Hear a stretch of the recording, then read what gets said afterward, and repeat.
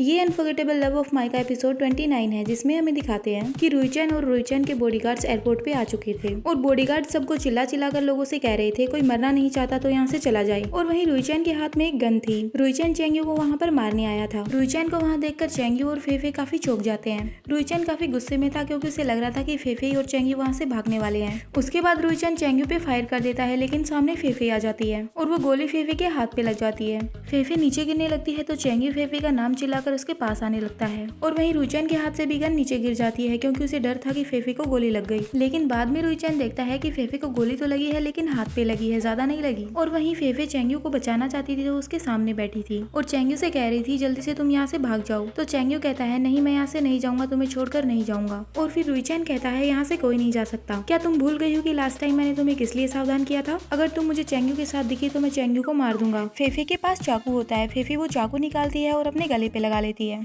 और चेंग्यू को बचाने के लिए रुईचैन से कहती है उसे छोड़ दो। रुईचैन को फेफे की ऐसी हरकतें देखकर गुस्सा आ रहा था तो रुईचैन फेफे से कहता है क्या तुम्हें ये लगता है कि तुम ऐसे मुझे धमका सकती हो? क्या तुम खुद को ये सोच रही हो कि तुम काफी इम्पोर्टेंट हो? मेरे दिल के लिए तुम सिर्फ एक खिलौना हो, इम्पोर्टेंट नहीं हो मेरे लिए। फेफे को ये बात सुनकर बुरा लगता है तो वो सोचती है ये चीज तो मुझे साफ साफ दिख ही रही थी कि मैं इसके लिए एक खिलौना हूँ, फिर भी मुझे बुरा क्यों लग रहा है? और वहीं चेंग्यू पीछे से कह रहा है फेफे ऐसा मत करो, चाकू मुझे दे दो। और दूसरी ओर फेफे रुईचैन से कह रही थी आगे मत आना, अगर आप एक कदम भी आगे आए तो मैं अपना गला काटना स्टार्ट कर दूंगी। चेंग्यू भी ये सब देखकर काफी डरा हुआ था कि फेफे कुछ गलत ना कर दे। चेंग्यू बस फेफे से बार बार यही बात कह रहा था ऐसा मत करो फेफे, ऐसा मत करो। और वहीं रुईचैन ये सब देखकर अपने दांत पीस रहा था। फेफे ने अपने गले पर चाकू लगा रखा था, उसे खून भी आ रहा था। फिर रुईचैन फेफे से कहता है रुको, मैं इसे जाने दूंगा, क्योंकि रुईचैन को भी डर था कि फेफे सच में अपना गला ना काट ले।